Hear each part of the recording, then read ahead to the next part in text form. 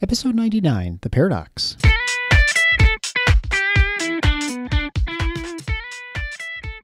Welcome to The Paradox with your attending, Dr. Eric Larson. He is a practicing anesthesiologist and clinical assistant professor at Michigan State University College of Human Medicine. Listen in as he takes you behind the scenes of what practicing medicine in today's ever-changing world is like with another doctor. The Paradox is a fun and accidentally informative show for physicians, patients, or anyone who has ever found themselves in a waiting room.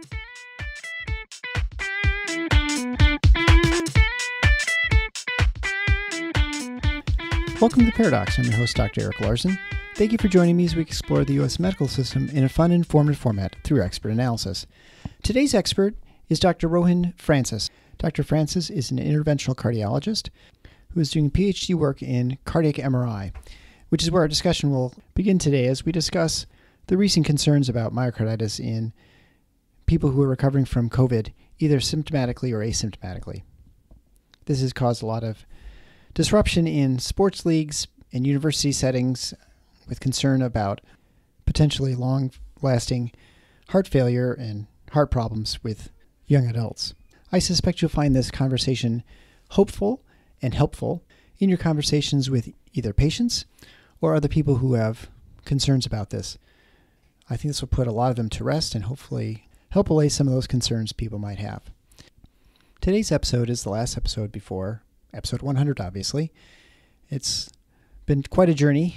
As those of you who have been following the show for a while know that a lot of things have transpired since I began the show.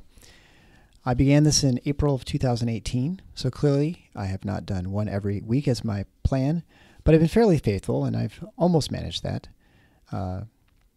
Those of you who are not familiar with the personal issues I've gone through, I'd recommend you listen to episode 25, where I talk about the death of my son, Andy. He died in August of 2018 in a car accident. It's a tough episode to listen to, but if you want to know what sorts of things I've had to go through and my family, I think it's a good listen. It's very raw, but it's also part of the reason why I haven't been able to keep as faithful to the weekly episodes as I had planned. For those of you who listened all the way to the end of the show, you may notice that it has a very non-medical ending, in that after the theme music, there's a solo for my son when he was at the Grand Rapids Choir of Men and Boys singing Christmas solo in December of 2017. He was incredibly talented, and he was probably the one who gave me the hardest time about the podcast, where he'd always ask me weekly, it seemed, if my show had yet gone viral. It's safe to say it hasn't, but I've got a nice niche and people who listen and share it, and you have helped make it successful and send me great ideas. And so for that, I'm very thankful and appreciate this opportunity to convey some information, and you can learn alongside with me. I would, of course, like to thank, as always, the patrons to the show who help financially offset the costs for the production, the technology that's required, Zoom conferencing, microphones, hosting services, and the like. If you want to be a part of that, obviously you can do that anytime. I'd appreciate any sort of support you have financially. You can do that at patreon.com/theparadox. More importantly, if you subscribe to the show, share it with your friends. Please feel free to send me messages to me at theparadoxshow@protonmail.com. There I use the show ideas. I find people to interview. I've got some interesting interviews coming up in the future, all thanks to basically listeners like you who give me ideas and give me the opportunity to reach out to people I never would have imagined talking to, and then yet they reply, and here they are on the show. So I consider that one of the great benefits of the show, that I've been able to expand my reach, and certainly I've been able to interact with people that I never thought possible. And so I hope you've enjoyed that aspect of the show as much as I have. But with all that being said, we'll just get down to the nuts and bolts of things. Obviously, show notes will be where they usually are at theparadox.com/099. There you can find links to Dr. Francis' YouTube page, which is called Medlife Crisis. He's also on Twitter. That'll be linked as well.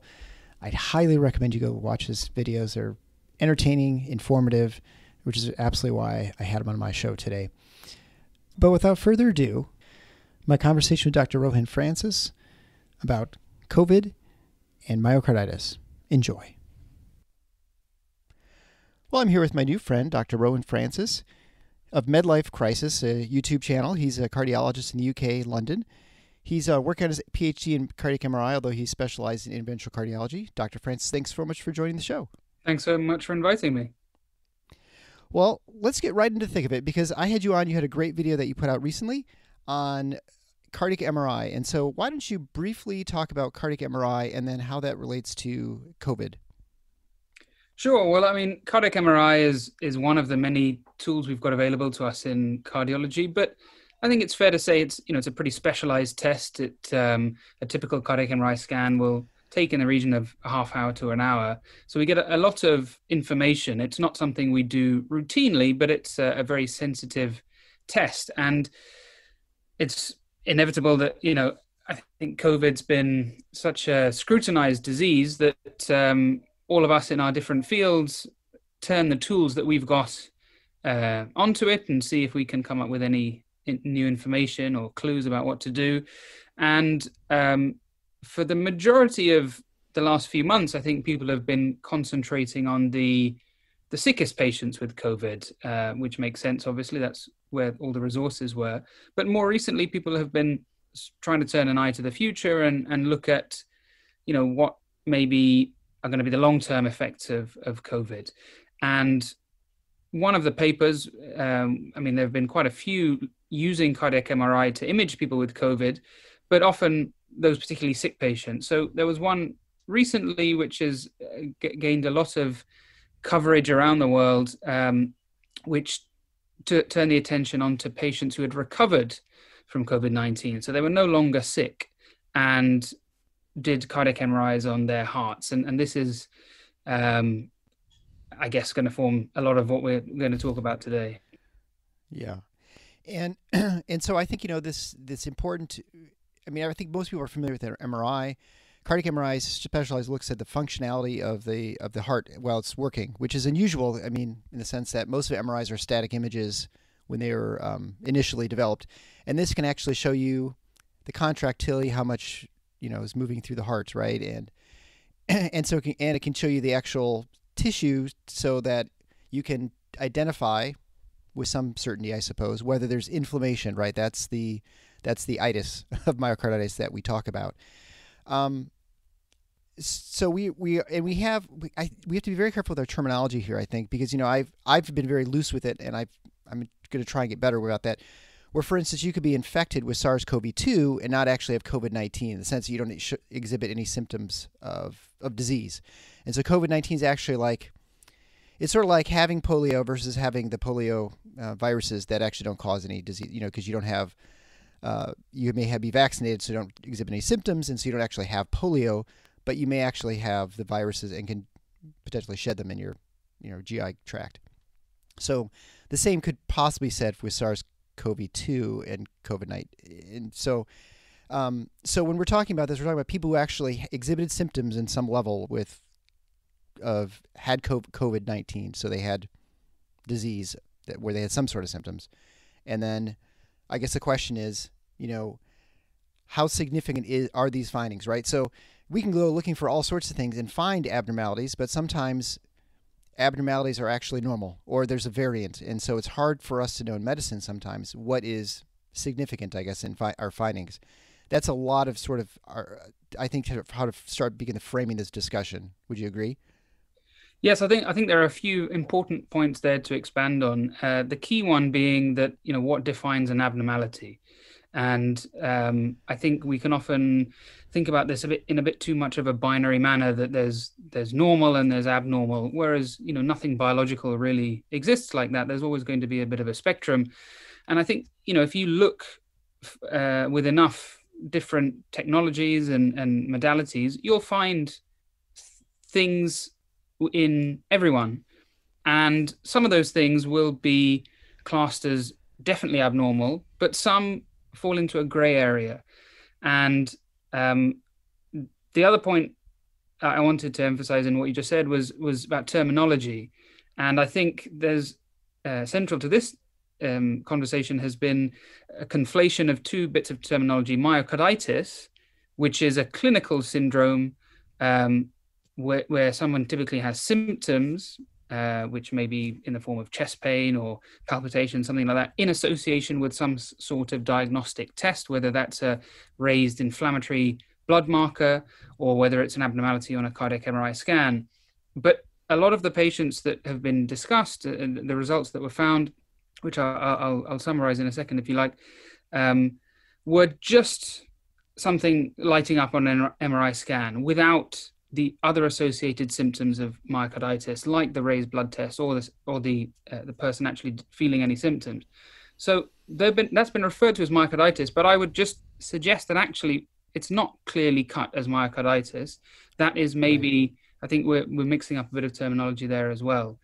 Would you like me to sort of just briefly summarize what the paper said? Please, yeah. Why don't you go into that? And I think it's a great separation of the myocarditis, because as a term, as all these things, we just throw them around because it's the only way you can describe something that you normally would not have known existed, right? I mean, you would know that there was an inflammation that is maybe subclinical or irrelevant, but since it's there, you say, well, I guess it's myocarditis, even though there's, it doesn't mean anything. Yeah, I mean, I think this is a concept we're familiar with in medicine on the whole, but it seems that in this particular topic, we seem to have, I don't know, if thrown a bit of common sense to the wind, or we seem to have forgotten the way we think about information we get otherwise. A classic example being the C-reactive protein, a non-specific blood test of inflammation, which goes up in all kinds of things, acute illness. And so sometimes you'll send off the test or another test like a troponin, and it'll come back a bit abnormal. And then you kind of scratch your head and think, well, this patient seems perfectly well to me. Well, let's just repeat it in a couple of weeks, and then it's normal. And it's just one of those things. And, probably no cause will ever be found. But as long as your patient's okay, that's the kind of main thing. So I think that's a similar kind of phenomenon. But this was a German study initially. I mean, there have been a few different things that have been published, but this certainly was the one that has been at the center of the conversation. And I think it's important to say there was nothing really wrong with the study. It's more to do with how it's been interpreted. There was an error which was quickly corrected, but I think in the grand scheme of things, it's probably not so important to dwell on that. But it was a look at about 100 people who'd recovered from a clinical syndrome of COVID-19. So they were sick and they'd got better. And that was antibody proven illness. And that was RNA proven illness. And they put them in the MRI scanner and found that initially what was reported was 78% had abnormalities, things that we wouldn't expect to see on a normal, I'm doing inverted commas here, Right. A normal patient. And to that end, they had got some normal controls in the study. But normal controls aren't, you've got to be a bit more specific with what that means.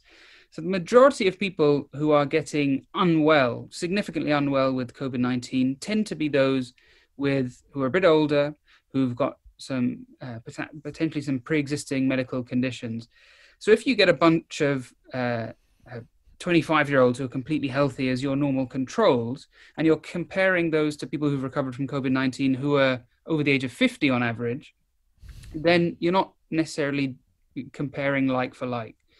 And normal controls, ordinarily, we do research in universities, and it often is young, fit people. So what they had done is then add another group who were risk factor matched controls, who were much more appropriate as people to compare to. So they're of a similar kind of demographic, similar medical background, but didn't have COVID-19.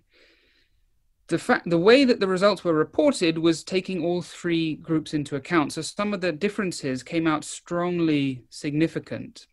But if you ignore those normal controls and just look at the risk factor match controls, in the republished data that had some statistical abnormalities corrected, actually, it doesn't look like there's a significant difference between someone who has had COVID-19 and recovered and someone who is of a similar kind of medical background and age, but didn't have COVID-19.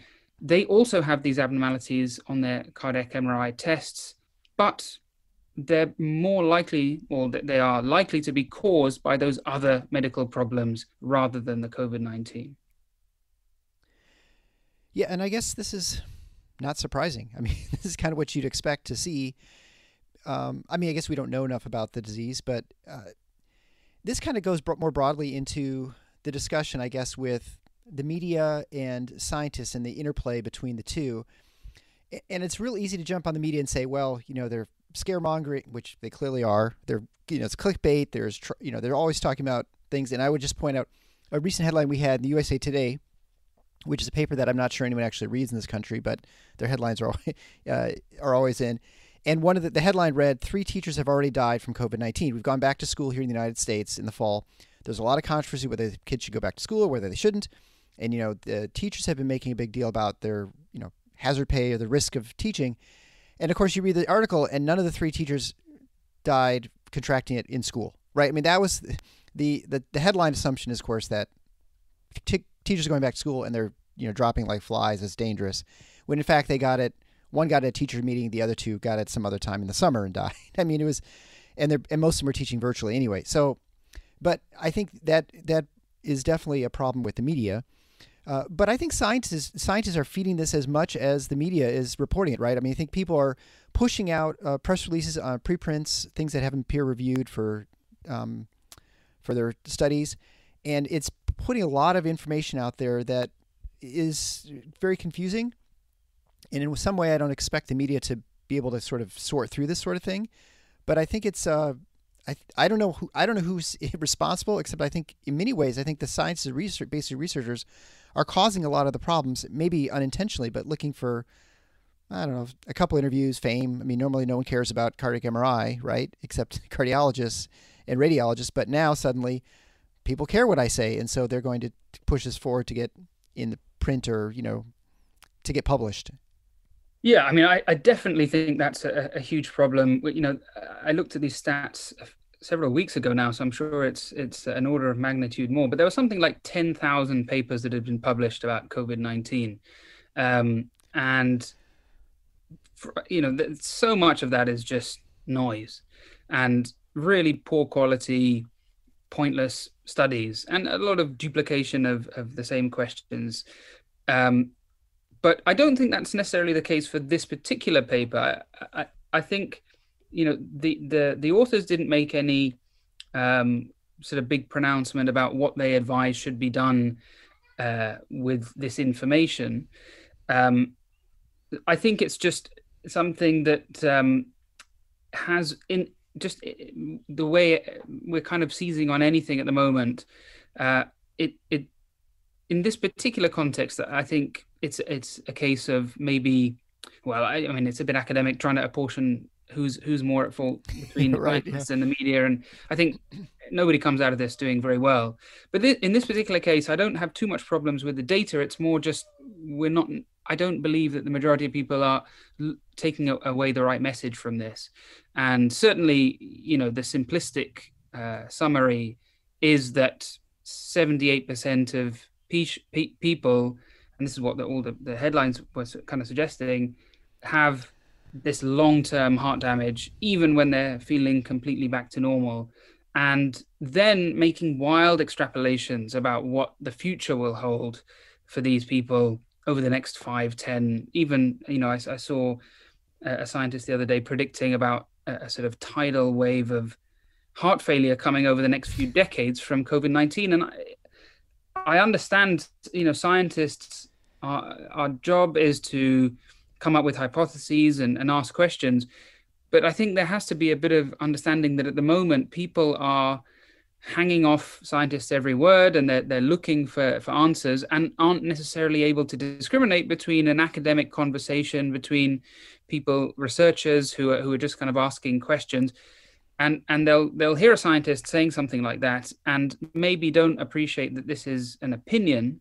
And then it's reported in the media as scientist says, heart failure rates are going to soar because of COVID-19, when, and I think we've got to be very careful making these kind of speculative comments like that. Yeah, absolutely. And it just goes along the lines of, someone just reported a scientist. Well, all scientists are not the same. much as, doctor says something, such and such. Well, not all doctors are the same. Some people have more inherent knowledge. My opinion on what goes on in cardiac catheterizations is pretty much worthless. And so I wouldn't expect anyone to take what I say, except unless I've done some research and talked to a bunch of people. But I can maybe understand things a little bit more when it comes to medicine. I can understand an immunologist talking about viruses, but I'm so far from an expert in this. I'm not an expert in epidemiology. I try and figure it out to try and answer these things. And maybe I'm a little bit better at figuring this out than the average person, just because I have a little more experience in it. We sort of speak the jargon, but it makes it. I don't know if it's just. I'm not even sure where we fix the problem, right? Because I think you look at when someone puts a study out like this, and people take this information and they make decisions. And I know in one of your videos, I ended up down the YouTube rat hole in your watching video after video of yours. I really enjoy a lot of them, and I recommend it to anyone to go to Medlife Crisis, which will be linked in the show notes. But I found that it's really hard for people to know which person to listen to, and I don't know who's responsible for making sure that the right people listen to those things. You almost need some sort of chief aggregator. But we have people we had sports leagues canceled, and in this. I'm in the Midwest here in the United States, and it was our football and, all fall sports were canceled because of this study. I mean, I think they were all set to go, and then this study happened in 3 days, sort of hit the media, I should say, and 3 days later, everything was canceled. So, I mean, it was a contributing factor, but I just don't know how you help people know which people to listen to and which things actually matter. Yeah, I mean, I agree. I think it's a very difficult question. If only everybody had as much insight as you do into the limits of your expertise. I think the problem is a lot of people have appointed themselves as advisors, and there's no kind of filter on what you can find on social media. So you get all kinds of opinions. And I fully agree that, scientists themselves have been part and parcel of the problem. That there's we've talked about this one particular study, but then more recently, since the release of my most recent video, which was kind of concentrating on the MRI stuff, there's been a paper looking at athletes specifically, and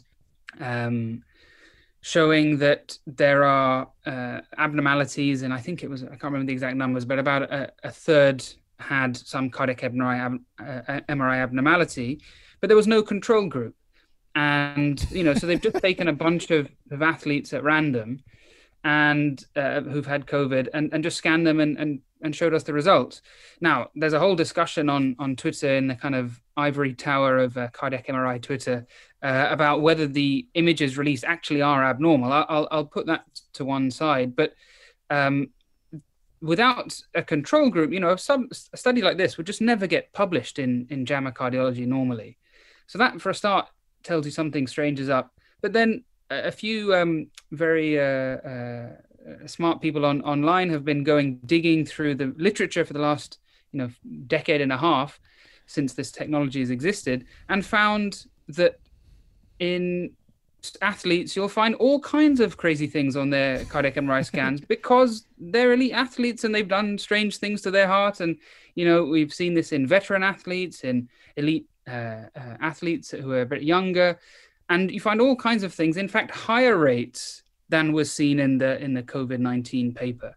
So again, there's an acceptance of a much lower grade of evidence at the moment. And it all comes down to the fact that there's a lot of fear about this, disease we still are learning about. And so I've been very sort of apprehensive about saying anything too specific about sports in America. But number one, I'm not in America, and I don't really understand the environment there. But number two, I would never want to criticize somebody running a league who's worried about their athletes, and as you say yourself, they're not cardiologists. They're going to listen to what they're told and what people are advising them, and if they feel that there's a realistic risk, then fair enough. So I sympathize, But if that truly was the main reason, and I've heard kind of conflicting things from different people, then that's a shame, because I don't think that is at all sufficient evidence to cancel something like a sporting league. And indeed, the lead author, in a couple of interviews I've seen, has himself been surprised by the implications of what was published.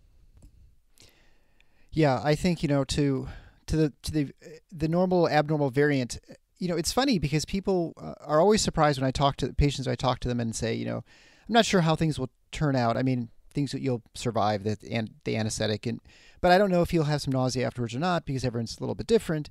And we talk maybe about the surgery some, because they all assume I know a lot about surgery because I'm in the room, although I find the surgery boring. But anyway, and I will say, well, it's sometimes hard to know where things are. So sometimes it takes a little bit longer than other times. And they're like, what do you mean? Everyone assumes everybody's exactly the same on the inside, which I find amazing. Because you'd be terrified if you saw someone who looked exactly like you on the outside, right? But so no one accepts the fact that there are variants there.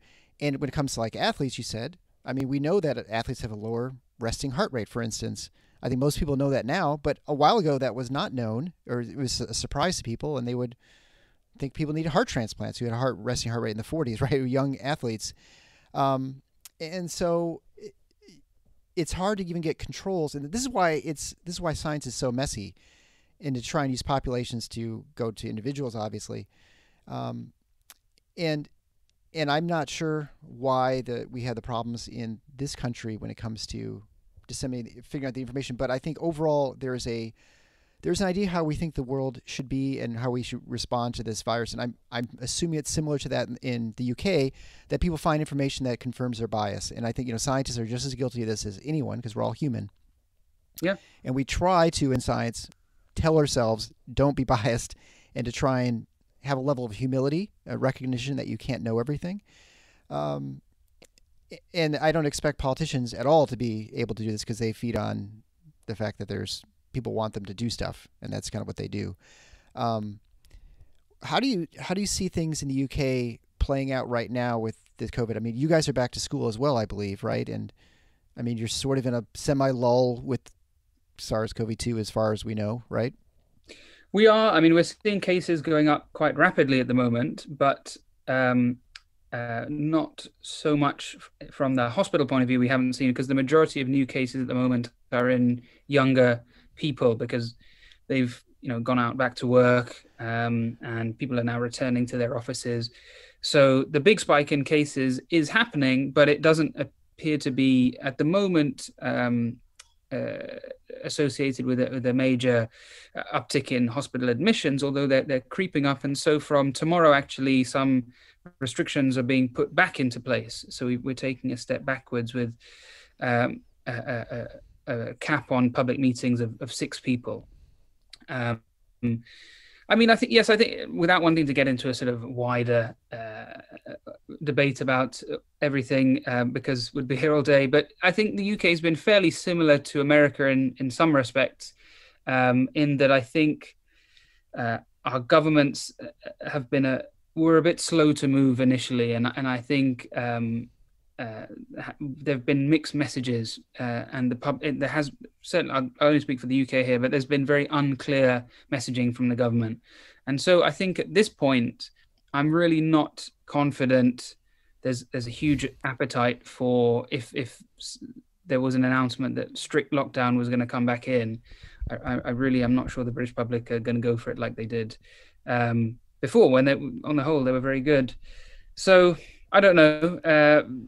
At the moment, work feels much more normal. It's pretty much back to normal where I work, in terms of our elective activity as well. So we'll have to see.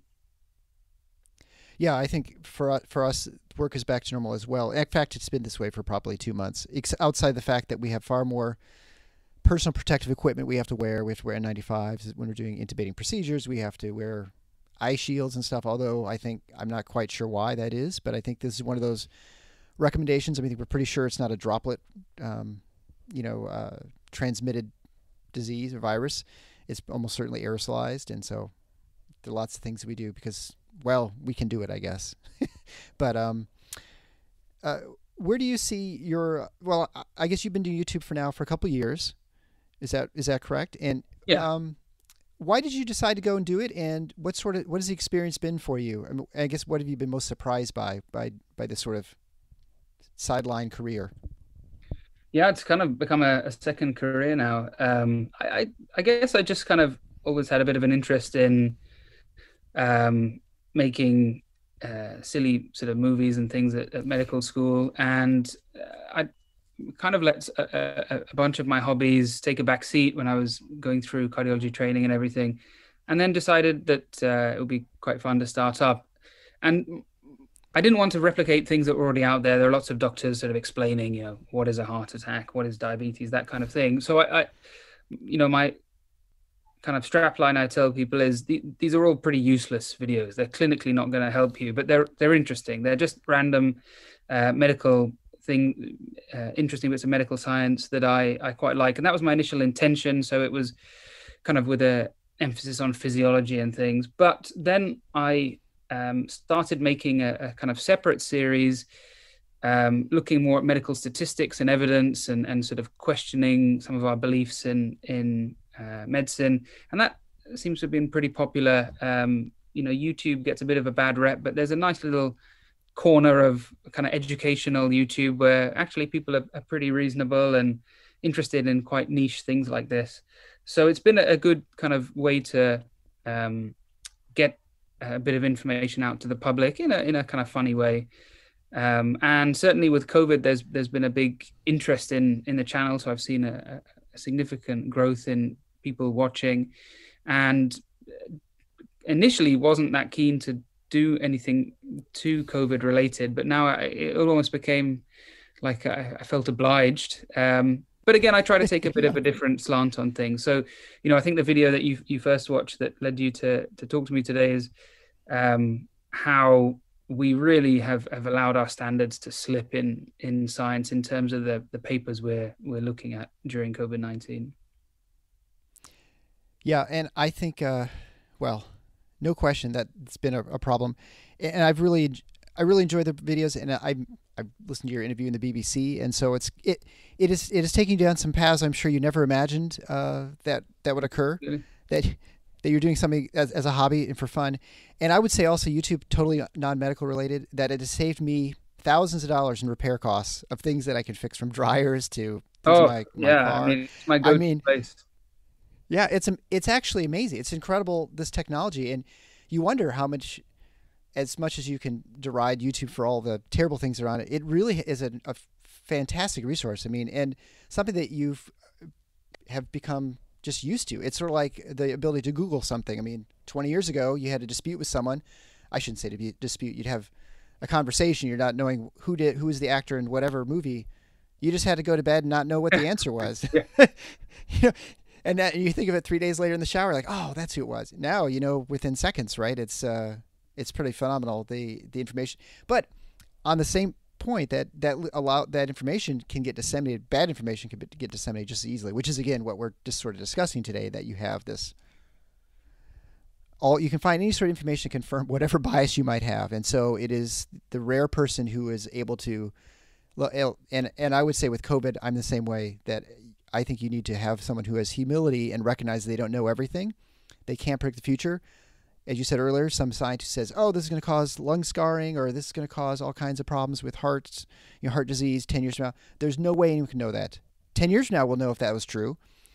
Although I think in a lot of these things, and you can tell me if you agree or not, there are all sorts of things that happen to you, to your body throughout your life. You get exposed to pathogens, viruses all the time. And they probably do have some sort of long-term effect that we can't see. And so it could entirely be possible that when you got chickenpox when you're 8, now it causes some problem when you're 45. We'll never know that. You can never design a study or have any way of figuring that out. I mean, it's entirely possible. And if you were to ask a doctor, can COVID-19, can it cause me lung scarring? Like, well, maybe, but we don't know. I mean, like so many things. So many people are using certainty when I think we don't have certainty in this process. Yes, exactly, and which will travel much further online is the person who's got that very certain answer. So you're absolutely right that there's so much. If I criticize this, the way this cardiac MRI paper has been interpreted, and then someone just says, "Well, are you saying that there's no way COVID-19 is going to cause, heart failure in 10 years' time?" Well, no, I simply don't know that, but um, my we don't look at every potential question with a 50-50 outcome. It's Right. not even odds that it is or it isn't. It's we have a Bayesian approach. We'll have a pre-test probability. So we start to look for additional information. So there was a study from 2009 which looked at people with a viral infection. Obviously, it wasn't COVID-19, it wasn't SARS-CoV-2 back then, and had pretty similar MRI findings in athletes to the ones we've seen today. In fact, higher rates of these raised inflammatory readings from the myocardial tissue, and even something called late gadolinium enhancement, which is not just an abstract number that's picked up by the machine. It's actually holdup of dye that we inject in MRI scans that is suggestive of fibrosis. So this is changing the actual characteristic of the tissue itself. And that is thought to be, significant. Seeing late gadolinium enhancement is thought to be analogous to seeing, scarring on the heart. And we've seen that in about a third of the patients in the German study. But it was also seen in this 2009 study. And what was that virus that they were looking at in 2009? It was the common cold, and these athletes had a cold, and they had these same MRI findings. And I don't know for sure, but I assume that all of these athletes in 2009 just recovered and have been fine since. We're not hearing about vast swathes of people who've got cold-induced heart failure in the last 10 years. We don't see long-term influenza related heart failure. There's a possibility it all could contribute, of course, but I think we have to interpret it in the reference frame of what we do have evidence for. So if somebody says, but the underlying thing to this is that, of course, with COVID-19, there is this undercurrent of fear. And so when confronted with a question like, will this cause X in the future, instead of giving the honest answer of, I don't know, which doesn't really satisfy anyone, there'll be people who say, yes, this definitely will cause harm. And then that's what goes around the world. Or there'll be people who say, no, there's absolutely no way. I'm positive this is going to be completely trivial and meaningless. And that tends to lead you down an equally damaging garden path, which is one I don't tend to concentrate on so much because I think there are lots of other people dealing with it who are the kind of real alternative medicine, quacks who will just ignore science and will just present certainty about however they interpret, what's going on. Well, I think the answer for us is you need to be discerning in your information. Recognize that anyone who tells you for sure they know what's going on, they don't know, because no one can know anything with certainty. And to try and get information from various sources so that you are not continually confirming the bias that you have, whatever that might be, whatever side you're on. And of course, here now I'm making it binary, even though probably, like everything, nothing's really truly binary. So where do people find more about you? I mean, obviously your YouTube page, Medlife Crisis, you're on the Twitter sphere, and where else do people need to keep track of you? Those are the two places I tend to spend most of my time, to be honest. I've got a website, but I think you can find me at Twitter most of the time. And the channel, I'm going to keep trying to plod on with it. It's a little difficult to squeeze in, but it's certainly something I want to continue because, as you said, it's taken me down some very interesting career avenues which I never anticipated. Yeah, that's great. And just like you, COVID-19 has been a blessing and a curse. It's been one I don't enjoy talking about a lot, but it is like an intellectual puzzle in trying to figure out how this what's real, how things are actually going to how things are, where we're going to get and how we're going to get there. And so from an academic reason, it's sort of been very interesting that way. And it's certainly far more popular. People listen to those episodes more than any other. But I pretty much, my show is about what I'm interested in talking about, and COVID-19 is not what I'm interested in talking about all the time. So I try and temper it and not have to do that all the time. But Dr. Rohin Francis from the UK and Medlife Crisis, thank you so much for being on The Paradox. I appreciate it. Thanks very much, Eric. It's been a pleasure.